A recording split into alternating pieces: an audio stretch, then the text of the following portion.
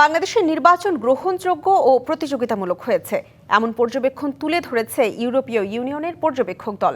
রাজধানীর একটি হোটেলে সংবাদ সম্মেলনে পর্যবেক্ষক দলের মিশন প্রধান ইভার্স ইজাবস বলেন, এই নির্বাচন নিরপেক্ষতার নতুন মানদণ্ড তৈরি করেছে। নানা জল্পনা কল্পনার অবসান ঘটিয়ে অনুষ্ঠিত জাতীয় সংসদ নির্বাচনে নিরঙ্কুশ সংখ্যাগরিষ্ঠতা নিয়ে দেশ পরিচালনায় আসছে বাংলাদেশ জাতীয়তাবাদী দল বিএনপি।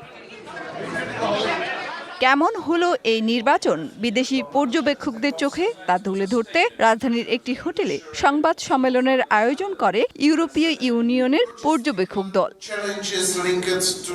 বাংলাদেশের এই নির্বাচনকে আন্তর্জাতিক মানের, গ্রহণযোগ্য ও প্রতিযোগিতামূলক বলে আখ্যা দিয়েছে পর্যবেক্ষক দলটি। অপটিক্যাল ব্রাইটেনার, কালার গার্ড এবং জার্ট লক সমৃদ্ধ অ্যাডভান্স ফর্মুলায় এলো নতুন রে detergent powder. For the first time since 2008, 2008 সালে পর এই প্রথমবারের মতো আন্তর্জাতিক মানের প্রতিদ্বন্দ্বিতামূলক নির্বাচন হয়েছে।